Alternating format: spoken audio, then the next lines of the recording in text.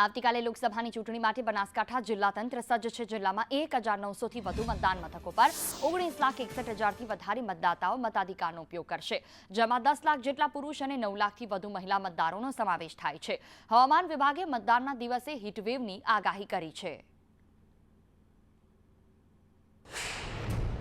એટલે 7મી તારીખે સમગ્ર ગુજરાતની અંદર લોકસભા ચૂંટણી માટે મતદાનનું આયોજન કરેલ છે।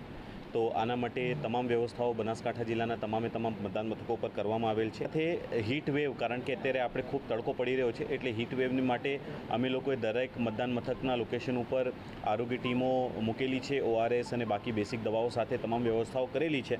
છતાં મારી બધા લોકોને અપીલ છે કે પોતે કેપ વગેરે અને એક જે વેટ ટોવલ હોય છે એ બધું ઉપયોગ કરે, જેથી એમને પણ કોઈ જે તડકો છે એની માર ન પડે। પોલીસ તરીકે અમારી જવાબદારી રહેશે કે અમે લો એન્ડ ઓર્ડરની સિચ્યુએશન બિલકુલ નોર્મલ રાખીએ અને ફ્રી અને ફેર ઇલેક્શન થાય છે।